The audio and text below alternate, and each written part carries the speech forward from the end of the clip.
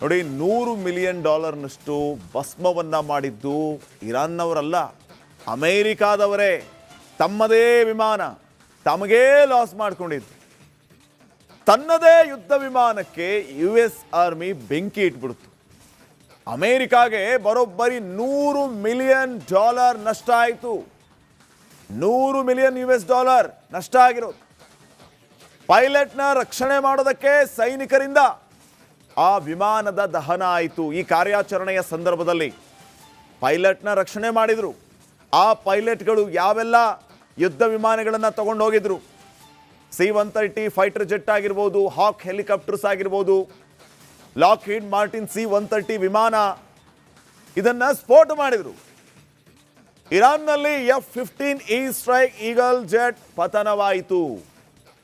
ಯಾಕೆ ಅಮೇರಿಕಾದವರು ತಮ್ಮದೇ fighter ಜೆಟ್ಗಳನ್ನು bomb ಹಾಕಿ ನಾಶ ಮಾಡಿಬಿಟ್ರು ಅನ್ನೋದಕ್ಕೂ ಒಂದು ವ್ಯಾಲಿಡ್ ರೀಸನ್ ಇದೆ.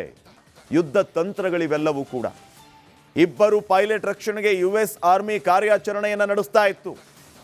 ಮರುಭೂಮಿಯಲ್ಲಿ ಸಿಕ್ಕಾಕೊಂಡಿದ್ದ ರೆಸ್ಕ್ಯೂ ವಿಮಾನ ಲಾಕ್ಹೀಡ್ ಮಾರ್ಟಿನ್ C-130 ವಿಮಾನದತ್ತ ಇರಾನ್ ಪಡೆ ಬರ್ತಾ ಇತ್ತು. ಇರಾನ್ ವಿಮಾನ ಸಿಗಬಾರದು ಅಂತ ಬೆಂಕಿ ಇಟ್ಟರು ಸೈನಿಕರು.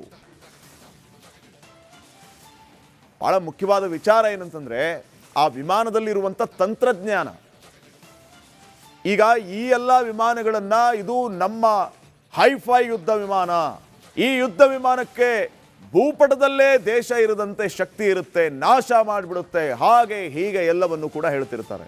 ಹಾಗಿದ್ರೆ ಈ ಯುದ್ಧ ವಿಮಾನದಲ್ಲಿ ಈ ಶತ್ರು ರಾಷ್ಟ್ರದವರು ಬಳಸಿರುವಂಥ ತಂತ್ರಜ್ಞಾನ ಏನು, ಇದರಲ್ಲಿ ಏನೇನಿದೆ, ಇವೆಲ್ಲವನ್ನು ಕೂಡ ಅಧ್ಯಯನ ಮಾಡುವಂಥ ಕೆಲಸ ಆಗುತ್ತೆ. ಹೀಗಾಗಿ ಯಾವುದೇ ಕಾರಣಕ್ಕೂ ಶತ್ರು ರಾಷ್ಟ್ರಕ್ಕೆ ನಮ್ಮ ತಂತ್ರಜ್ಞಾನ ಸಿಗಬಾರದು ಅಂತ ಹೇಳಿ ಮತ್ತು ಸೂಕ್ಷ್ಮ ಉಪಕರಣಗಳು ಸಿಗಬಾರದು ಅಂತ ಹೇಳಿ ಅಮೇರಿಕ ತನ್ನ ಯುದ್ಧ ವಿಮಾನವನ್ನ ಸಂಪೂರ್ಣವಾಗಿ ಸುಟ್ಟು ಕರಕಲು ಮಾಡುತ್ತೆ, ಭಸ್ಮ ಮಾಡಿಬಿಡುತ್ತೆ. ಅದರ ವ್ಯಾಲ್ಯೂ $100 ಮಿಲಿಯನ್. ಹತ್ತತ್ರ 600ರಿಂದ 700 ಕೋಟಿ, ಅರೌಂಡ್ 800 ಕೋಟಿ ಅಂತಲೂ ಹೇಳ್ತಾರೆ. ಡಾಲರ್ ಮೌಲ್ಯ ವೇರಿಯೇಷನ್ ಆಗ್ತಾನೆ ಇರುತ್ತೆ. ಇಷ್ಟೆಲ್ಲ ಲಾಸ್ ಅಮೇರಿಕಾನೇ ಮಾಡಿಕೊಂಡಿದೆ ಅನ್ನುವಂತಹ ಮಾತಿದೆ. ನೋಡಿ, $100 ಮಿಲಿಯನ್ ಭಸ್ಮವನ್ನ ಮಾಡಿದ್ದು ಇರಾನ್ನವರಲ್ಲ, ಅಮೇರಿಕಾದವರೇ. ತಮ್ಮದೇ ವಿಮಾನ ತಮಗೇ ಲಾಸ್ ಮಾಡಿಕೊಂಡಿದ್ದು. ತನ್ನದೇ ಯುದ್ಧ ವಿಮಾನಕ್ಕೆ US ಆರ್ಮಿ ಬೆಂಕಿ ಇಟ್ಬಿಡ್ತು. ಅಮೇರಿಕಾಗೆ ಬರೋಬ್ಬರಿ $100 ಮಿಲಿಯನ್ ನಷ್ಟ ಆಯಿತು. $100 ಮಿಲಿಯನ್ ನಷ್ಟ ಆಗಿರೋದು. ಪೈಲಟ್ನ ರಕ್ಷಣೆ ಮಾಡೋದಕ್ಕೆ ಸೈನಿಕರಿಂದ ಆ ವಿಮಾನದ ದಹನ ಆಯಿತು. ಈ ಕಾರ್ಯಾಚರಣೆಯ ಸಂದರ್ಭದಲ್ಲಿ ಪೈಲಟ್ನ ರಕ್ಷಣೆ ಮಾಡಿದರು. ಆ ಪೈಲಟ್ಗಳು ಯಾವೆಲ್ಲ ಯುದ್ಧ ವಿಮಾನಗಳನ್ನು ತಗೊಂಡು ಹೋಗಿದ್ರು, C-130 ಫೈಟರ್ ಜೆಟ್ ಆಗಿರ್ಬೋದು, ಹಾಕ್ ಹೆಲಿಕಾಪ್ಟರ್ಸ್ ಆಗಿರ್ಬೋದು, ಲಾಕ್ಹೀಡ್ ಮಾರ್ಟಿನ್ C-130 ವಿಮಾನ, ಇದನ್ನು ಸ್ಫೋಟ ಮಾಡಿದರು. ಇರಾನ್ನಲ್ಲಿ F-15E ಸ್ಟ್ರೈಕ್ ಈಗಲ್ ಜೆಟ್ ಪತನವಾಯಿತು. ಯಾಕೆ ಅಮೇರಿಕಾದವರು ತಮ್ಮದೇ ಫೈಟರ್ ಜೆಟ್ಗಳನ್ನು ಬಾಂಬ್ ಹಾಕಿ ನಾಶ ಮಾಡಿಬಿಟ್ರು ಅನ್ನೋದಕ್ಕೂ ಒಂದು ವ್ಯಾಲಿಡ್ ರೀಸನ್ ಇದೆ. ಯುದ್ಧ ತಂತ್ರಗಳಿವೆಲ್ಲವೂ ಕೂಡ. ಇಬ್ಬರು ಪೈಲಟ್ ರಕ್ಷಣೆಗೆ US ಆರ್ಮಿ ಕಾರ್ಯಾಚರಣೆಯನ್ನು ನಡೆಸ್ತಾ ಇತ್ತು. ಮರುಭೂಮಿಯಲ್ಲಿ ಸಿಕ್ಕಾಕೊಂಡಿದ್ದ ರೆಸ್ಕ್ಯೂ ವಿಮಾನ ಲಾಕ್ಹೀಡ್ ಮಾರ್ಟಿನ್ C-130 ವಿಮಾನದತ್ತ ಇರಾನ್ ಪಡೆ ಬರ್ತಾ ಇತ್ತು. ಇರಾನ್ ವಿಮಾನ ಸಿಗಬಾರದು ಅಂತ ಬೆಂಕಿ ಇಟ್ಟರು ಸೈನಿಕರು. ಬಹಳ ಮುಖ್ಯವಾದ ವಿಚಾರ ಏನಂತಂದ್ರೆ, ಆ ವಿಮಾನದಲ್ಲಿರುವಂಥ ತಂತ್ರಜ್ಞಾನ.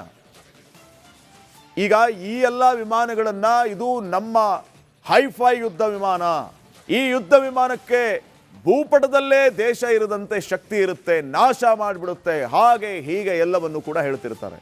ಹಾಗಿದ್ರೆ ಈ ಯುದ್ಧ ವಿಮಾನದಲ್ಲಿ ಈ ಶತ್ರು ರಾಷ್ಟ್ರದವರು ಬಳಸಿರುವಂಥ ತಂತ್ರಜ್ಞಾನ ಏನು, ಇದರಲ್ಲಿ ಏನೇನಿದೆ, ಇವೆಲ್ಲವನ್ನು ಕೂಡ ಅಧ್ಯಯನ ಮಾಡುವಂಥ ಕೆಲಸ ಆಗುತ್ತೆ.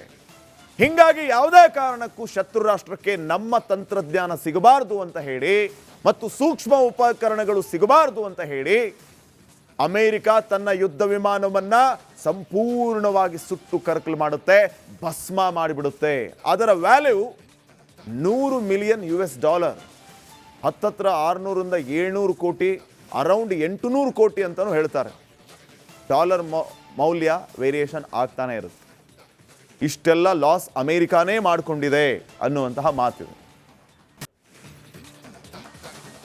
ನೋಡಿ, $100 ಮಿಲಿಯನ್ ಭಸ್ಮವನ್ನ ಮಾಡಿದ್ದು ಇರಾನ್ನವರಲ್ಲ, ಅಮೇರಿಕಾದವರೇ. ತಮ್ಮದೇ ವಿಮಾನ ತಮಗೇ ಲಾಸ್ ಮಾಡಿಕೊಂಡಿದ್ದು. ತನ್ನದೇ ಯುದ್ಧ ವಿಮಾನಕ್ಕೆ US ಆರ್ಮಿ ಬೆಂಕಿ ಇಟ್ಬಿಡ್ತು. ಅಮೇರಿಕಾಗೆ ಬರೋಬ್ಬರಿ $100 ಮಿಲಿಯನ್ ನಷ್ಟ ಆಯಿತು. $100 ಮಿಲಿಯನ್ ನಷ್ಟ ಆಗಿರೋದು. ಪೈಲಟ್ನ ರಕ್ಷಣೆ ಮಾಡೋದಕ್ಕೆ ಸೈನಿಕರಿಂದ ಆ ವಿಮಾನದ ದಹನ ಆಯಿತು. ಈ ಕಾರ್ಯಾಚರಣೆಯ ಸಂದರ್ಭದಲ್ಲಿ ಪೈಲಟ್ನ ರಕ್ಷಣೆ ಮಾಡಿದರು. ಆ ಪೈಲಟ್ಗಳು ಯಾವೆಲ್ಲ ಯುದ್ಧ ವಿಮಾನಗಳನ್ನು ತಗೊಂಡು ಹೋಗಿದ್ರು, C-130 ಫೈಟರ್ ಜೆಟ್ ಆಗಿರ್ಬೋದು, ಹಾಕ್ ಹೆಲಿಕಾಪ್ಟರ್ಸ್ ಆಗಿರ್ಬೋದು, ಲಾಕ್ಹೀಡ್ ಮಾರ್ಟಿನ್ C-130 ವಿಮಾನ, ಇದನ್ನ ಸ್ಫೋಟ ಮಾಡಿದರು. ಇರಾನ್ನಲ್ಲಿ F-15E ಸ್ಟ್ರೈಕ್ ಈಗಲ್ ಜೆಟ್ ಪತನವಾಯಿತು. ಯಾಕೆ ಅಮೆರಿಕಾದವರು ತಮ್ಮದೇ ಫೈಟರ್ ಜೆಟ್ಗಳನ್ನು ಬಾಂಬ್ ಹಾಕಿ ನಾಶ ಮಾಡಿಬಿಟ್ರು ಅನ್ನೋದಕ್ಕೂ ಒಂದು ವ್ಯಾಲಿಡ್ ರೀಸನ್ ಇದೆ. ಯುದ್ಧ ತಂತ್ರಗಳಿವೆಲ್ಲವೂ ಕೂಡ. ಇಬ್ಬರು ಪೈಲಟ್ ರಕ್ಷಣೆಗೆ US ಆರ್ಮಿ ಕಾರ್ಯಾಚರಣೆಯನ್ನು ನಡೆಸ್ತಾ ಇತ್ತು. ಮರುಭೂಮಿಯಲ್ಲಿ ಸಿಕ್ಕಾಕೊಂಡಿದ್ದ ರೆಸ್ಕ್ಯೂ ವಿಮಾನ ಲಾಕ್ಹೀಡ್ ಮಾರ್ಟಿನ್ C-130 ವಿಮಾನದತ್ತ ಇರಾನ್ ಪಡೆ ಬರ್ತಾ ಇತ್ತು. ಇರಾನ್ ವಿಮಾನ ಸಿಗಬಾರದು ಅಂತ ಬೆಂಕಿ ಇಟ್ಟರು ಸೈನಿಕರು. ಬಹಳ ಮುಖ್ಯವಾದ ವಿಚಾರ ಏನಂತಂದ್ರೆ, ಆ ವಿಮಾನದಲ್ಲಿರುವಂಥ ತಂತ್ರಜ್ಞಾನ.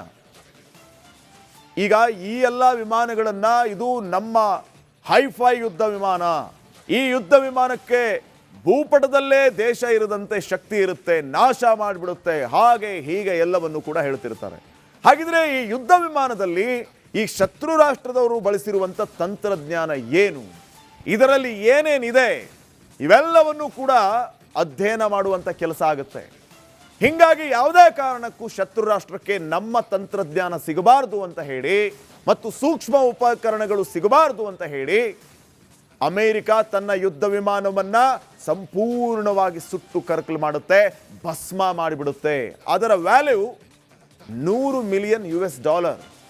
ಹತ್ತತ್ರ 600ರಿಂದ 700 ಕೋಟಿ, ಅರೌಂಡ್ 800 ಕೋಟಿ ಅಂತಲೂ ಹೇಳ್ತಾರೆ. ಡಾಲರ್ ಮೌಲ್ಯ ವೇರಿಯೇಷನ್ ಆಗ್ತಾನೆ ಇರುತ್ತೆ.